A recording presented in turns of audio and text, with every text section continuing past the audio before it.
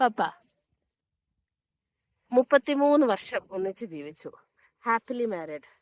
Married ലൈഫിൽ എന്താണ് ഉപദേശം തരാനുള്ളത്? ഈ വിവാഹം എന്ന് പറയുന്നത് രണ്ട് വ്യത്യസ്ത കുടുംബങ്ങളിൽപ്പെട്ട ആളുകൾ ഒന്നിച്ച് ജീവിക്കുന്നത്. നമ്മളിപ്പോൾ നോക്കുമ്പം ഒരു വീട്ടിലെ തന്നെ ചേട്ടനും അനിയനും ആങ്ങളെയും പെങ്ങളും തമ്മിൽ യോജിച്ച് പോകാത്ത അനുഭവങ്ങൾ പലപ്പോഴും ഉണ്ട്. പലപ്പോഴും വസ്തുതർക്കങ്ങളുടെ കേസുകൾ മീഡിയേഷൻ വഹിക്കേണ്ടി വരുമ്പോൾ അത് ചേട്ടനും അനിയനും തമ്മിൽ, കൊച്ചപ്പനും തമ്മിൽ, അല്ലെങ്കിൽ ആങ്ങളെ പെങ്ങന്മാർ തമ്മിലൊക്കെ ഉണ്ട്. ഞാനത് പറഞ്ഞ മറ്റൊന്നും കൊണ്ടല്ല, ഒരു ഉദരത്തിൽ ജനിച്ച രണ്ടുപേര് തമ്മിൽ തന്നെ ചേർന്ന് പോകാത്ത ഒരു കാലഘട്ടത്തിലാണ് ലോകത്തിൽ.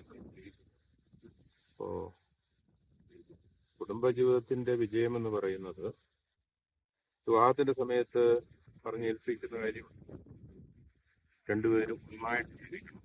ഒന്നായിട്ട് ജീവിക്കുക എന്ന് പറഞ്ഞാൽ നമുക്കറിയാം, ഒരു വള്ളത്തെ കയറി കഴിഞ്ഞ് രണ്ടുപേര് തുഴയുമ്പോൾ രണ്ടുപേരും ഒന്നിച്ച് ഒരേ ഡയറക്ഷനിൽ തുഴയുവാണെങ്കിൽ നല്ല സ്പീഡിൽ വെള്ളം പോകും. രണ്ടുപേരും രണ്ട് ഭാഗത്തേക്കാണെങ്കിൽ അത് നീങ്ങാൻ പ്രയാസമായിരിക്കും. രണ്ടുപേരും രണ്ട് ദിശയിലേക്കാണെങ്കിൽ വെള്ളം നീങ്ങുകയില്ല, അവിടെ കിടന്ന് കറങ്ങുകയുള്ളൂ. അത്രയേ ഉള്ളൂ കാര്യങ്ങൾ. അത് തുഴയുമ്പോൾ ഒന്നിച്ച് തുഴയാനായിട്ട് സാധിക്കുക. അപ്പോൾ പ്രശ്നങ്ങൾ, ടെൻഷനുകൾ ഒക്കെ ഉണ്ടാകുമ്പോൾ പരസ്പരം ആശ്വസിപ്പിക്കാൻ സാധിക്കുക. ഒരാൾക്ക് ദേഷ്യം വന്നു ഒച്ച വരുന്നെങ്കിൽ അടുത്ത ആൾ മിണ്ടാതിരിക്കുക.